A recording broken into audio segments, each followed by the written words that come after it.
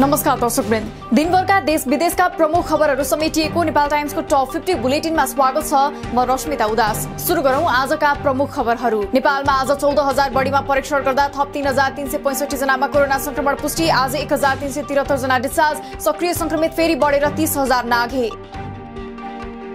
आज थप 16 जना सहित हालसम्म 9,807 कोरोना संक्रमितले ज्यान गुमाए। आज 636 जना आइसियुमा रहँदा 160 जना भेन्टिलेटरमा उपचाररत।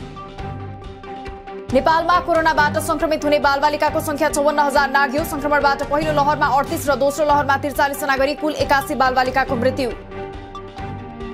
कोभिड संक्रमण उच्च रहेको झापाका 10 पालिका सील, बाँकी 5 पालिकामा सील गर्ने बारेमा स्थानीय जनप्रतिनिधिहरूले सोच विचार गर्दै सीलको अवधिमा अत्यावश्यक बाहेक सबै सेवाहरू बन्द।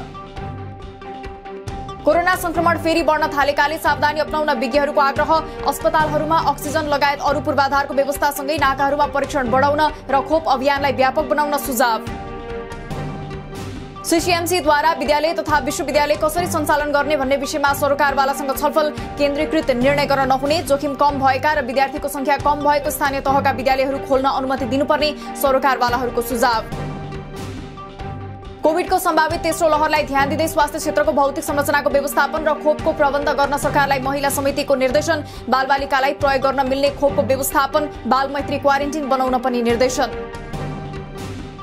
न्यायपालिकाको विकृति, विसङ्गति, अनियमितता, भ्रष्टाचार एवं बिचौलियाको चलखेलबारे अध्ययन गर्न गठित समितिले बुझायो सर्वोच्चमा प्रतिवेदन। न्यायाधीश नियुक्तिदेखि नै समस्या रहेको र न्यायिक नेतृत्वले चाहेमा सुधार गर्न सक्ने विषय उल्लेख। सम्झौता अनुसार भुक्तानी नपाएको भन्दै उखु किसान फेरि काठमाडौँ आए। चिनी मिलबाट अझै 15 करोड भुक्तानी नपाएपछि सरकारलाई दबाब दिँदै भदौ 5 गतेसम्म बक्यौता भुक्तानी नपाए आन्दोलन गर्ने किसानहरूको घोषणा। क्रियाशील सदस्यता सम्बन्धी विवाद 5 दिनभित्र सहमति गर्ने नेपाली कांग्रेसको निर्णय। छानबिन समितिले विवादित क्षेत्रको समस्या समाधान गर्न नसकेपछि जिम्मा पदाधिकारी र पूर्व पदाधिकारीहरूलाई। मन्त्री परिषदलाई पूर्णता दिने बारे प्रधानमन्त्री देउबा र माओवादी केन्द्रका अध्यक्ष प्रचण्डबीच छलफल। मन्त्री परिषदबारे छलफल भए पनि मन्त्रीको टुङ्गो लगाउन भने बाँकी। काबिल सहयोगी चुन्न प्रधानमन्त्री शेरबहादुर देउवालाई एमाले वरिष्ठ नेता माधव नेपालको सुझाव। आफू प्रधानमन्त्री रहँदा प्रतिबद्ध टिम भएकाले प्रकृति संरक्षणको क्षेत्रमा गौरव गर्न लायक काम भएको भन्दै गौरव बोध हुने गरेको उल्लेख। बाघको वासस्थानलाई सुरक्षित गराउनतर्फ ध्यान दिनुपर्ने प्रधानमन्त्री देउवाको भनाई। बाघको चोरी निकासी रोक्नुपर्ने बताउँदै बाघ र मानिसका बीचमा समस्या रहेको भन्दै ती समस्याहरूको समाधानका उपाय निकाल्नु आवश्यक रहेको उल्लेख। एमाले अध्यक्ष केपी ओलीले पार्टीको महत्वपूर्ण छलफल तथा भेटघाट पार्टी केन्द्रीय कार्यालय थापाथलीबाट गर्न थाले। ओलीको स्वास्थ्यमा कुनै पनि समस्या नरहेको र सक्रिय रूपमा कार्यालयमा उपस्थित हुन सक्ने अवस्था रहेको सचिव शेरबहादुर तामाङको भनाई। आफ्नो मन्त्री परिषदको संख्या संविधान अनुकूल नै भएको दावी गर्दै सुदूरपश्चिमका मुख्यमन्त्री त्रिलोचन भट्टले दिए सर्वोच्चलाई जवाफ। मन्त्री परिषदको संख्या संविधानले तोके अनुसार प्रदेशसभा सदस्य संख्याको 20% भन्दा बढी नरहेको दावी। पार्टीभित्र मुसा प्रवृत्ति देखिएको एमालेका सांसद झपट रावलको तर्क।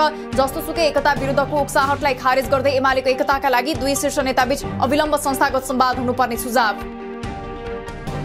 उपेन्द्र यादवले 18 महिनामा गर्न नसकेको काम आफूहरूले 18 दिनमा गरेको पूर्व मन्त्री राजेन्द्र महतोको दावी। नागरिकता अध्यादेश ल्याए पनि अदालत बेइमान भएपछि कार्यान्वयन नभएको तर्क। पार्टीले लगाएको व्हिप उल्लङ्घन गरेपछि लुम्बिनी प्रदेशसभाका 3 सदस्यलाई निष्कासन गरी जसपाद्वारा प्रदेशसभा सचिवालयलाई जानकारी। स्पष्टीकरणमा चित्तबुझ्दो जवाफ नदिएकाले कारबाही गरेको उल्लेख।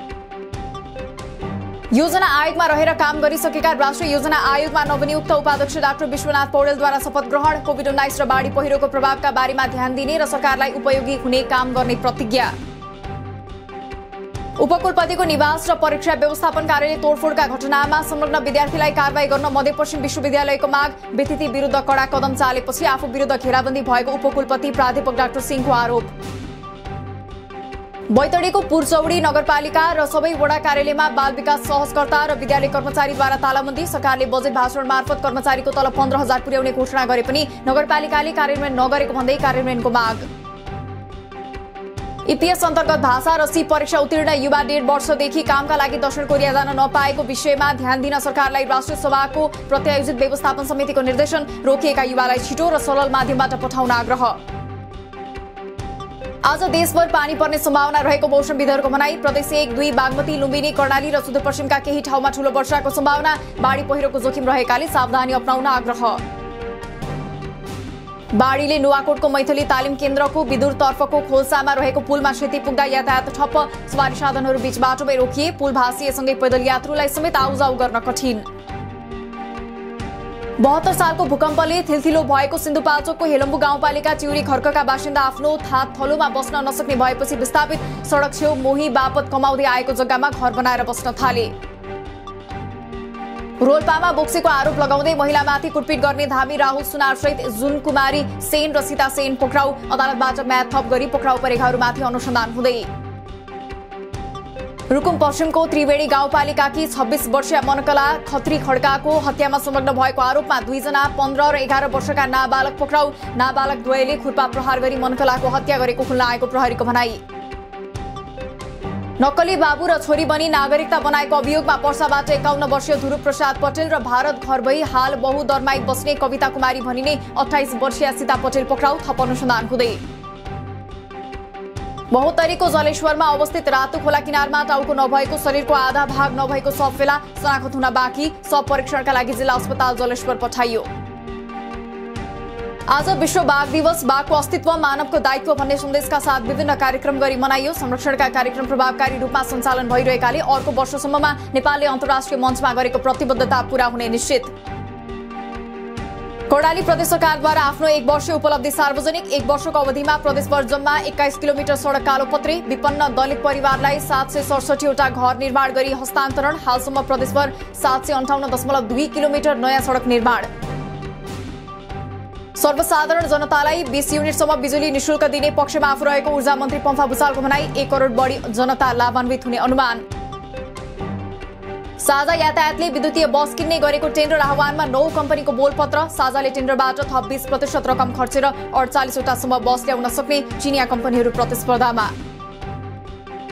सडक मर्मतमा ठेकेदारले बेवास्ता गरेको भन्दै गोर्खामा जनप्रतिनिधि र स्थानीयले विरोध स्वरूप सडकमै कोदो रोपे। सडक खिलाफमै भएर सवारी आवागमन असहज हुँदा पनि ठेकेदारले मर्मतमा चासो नदिएको गुनासो। बजेट सुनिश्चित नहुँदै हचुवाको भरमा योजना छनौट गर्दा वीरेन्द्रनगरको मंगलगढी चोकदेखि काक्रे बिहार जोड्ने सडक स्तरोन्नतिको काम 3 वर्षदेखि अलपत्र। लामो समय बितिसक्दा पनि नाला निर्माणको काम अधुरै। नेपालमा अहिलेसम्म 3 करोड 87 लाख थान सिम कार्ड जारी। इन्टरनेटका ग्राहक पनि 2 करोड 77 लाख पुगे। यसमध्ये 2 करोड 12 लाख मोबाइल इन्टरनेटका ग्राहक।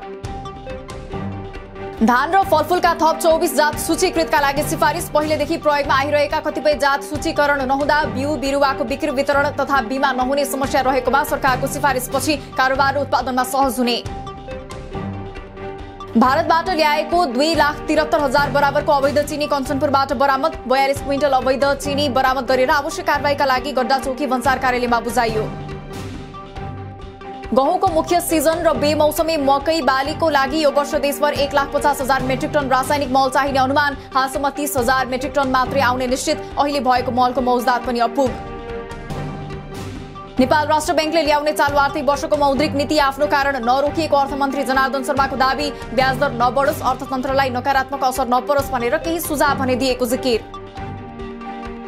इनसाइडर ट्रेडिङको आरोप लागेपछि धितोपत्र बोर्डलाई अर्थ मन्त्रालयले सोधे स्पष्टीकरण। बोर्डका अध्यक्ष विस्मराज ढुङ्गानाकी छोरी रेबिका ढुङ्गानाको नाममा सर्वोत्तमको करिब 12,000 किता शेयर नामसारी भएको फेला। शेयर बजार परिसूचक नेप्से आज बिहीबार घट्यो। नेप्से आज 15.11 अङ्कले घटेर 3,079.83 बिन्दुमा झर्यो। आज 270 कम्पनीका 2 करोड 60 लाख किता शेयर 10 अर्ब 90 करोडमा कारोबार। कोरोना महामारीकै बीच 1 वर्षमा 1,66,000 बढी नेपालीले वैदेशिक रोजगारीका लागि लिए अन्तिम श्रम स्वीकृति, जसमध्ये 72,081 जनाले पहिलो पटक तथा 94,617 जनाले पुनः श्रम स्वीकृति लिए। सुनको भाव आज प्रति तोला 92,400 रुपैयाँ पुग्यो। चाँदी आज 1,270 रुपैयाँमा कारोबार भएको सुनचाँदी व्यवसाय महासंघको भनाई। एन्फाका उपाध्यक्ष पंकज विक्रम नेमुवाङ र आफूलाई आरोप लगाउने सञ्चारकर्मीमाथि छानबिन गर्न राष्ट्रिय फुटबल टिमका प्रशिक्षक अब्दुल्ला अल्मुताइरीले दिए एन्फामा निवेदन। शुक्रबार 4 बजे एन्फाको आपतकालीन बैठक बस्ने। टोकियो ओलम्पिकमा जापान पुनः शीर्ष स्थानमा। जापान 15 स्वर्ण 4 रजत सहित शीर्ष स्थानमा रहँदा चीन 14 स्वर्ण 6 रजत सहित दोस्रो स्थानमा र अमेरिका 13 स्वर्ण 14 रजत सहित तेस्रो स्थानमा। अमेरिकाको अलास्कामा 8.2 रेक्टर स्केलको भूकम्प गयो। भूकम्पपछि ठूलो सुनामी आउन सक्ने चेतावनी। पश्चिमी तटमा क्षति पुग्न सक्ने आकलन गरिएकाले नागरिकलाई सुरक्षित स्थानमा जान आग्रह। अफगानिस्तानमा तालिबानले कब्जा जमाएको अवस्थामा अफगानिस्तान परियाह स्टेट बन्न सक्ने अमेरिकाको चेतावनी। विश्वव्यापी रूपमा आफूलाई स्वीकार गराउने हो भने तालिबान परिवर्तन हुनुपर्ने तर्क। चीनले न्युक्लियर मिसाइल राख्ने र प्रक्षेपण गर्ने क्षमता विस्तार गरिरहेको अमेरिकी वैज्ञानिकहरूको दाबी। सेटेलाइटबाट देखिए अनुसार चीनले सिन्जियाङ प्रान्तमा अर्को सिलो फिल्ड बनाइरहेको भन्दै अमेरिकाद्वारा चिन्ता व्यक्त। र चीनमा मानवाधिकार र अन्य संवेदनशील राजनीतिक विषयमा अभिव्यक्ति दिने एक अर्बपतिलाई 18 वर्षको जेल सजाय सुनाइयो। अर्बपति सुन डौमाथि विवाद सिर्जना गर्न खोजेको र विषयलाई भड्काउने प्रयास गरेको आरोप। दिनभरका देश विदेशका प्रमुख खबरहरू समेटिएको नेपाल टाइम्सको टप 50 बुलेटिन अहिलेलाई सकियो। हामी भोलि फेरि टप 50 समाचारका साथ उपस्थित हुने नै छौं। नेपाल टाइम्सको युट्युब च्यानल सब्स्क्राइब गरिदिनु भएकोमा र फेसबुक पेज लाइक गरिदिनु भएकोमा धन्यवाद। ताजा खबरहरू नेपाल टाइम्सको अनलाइन पोर्टल www.nepaltimes.net मा पनि गएर हेर्न सक्नुहुनेछ। नेपाल टाइम्स हेर्दै गर्नुहोला। नमस्कार।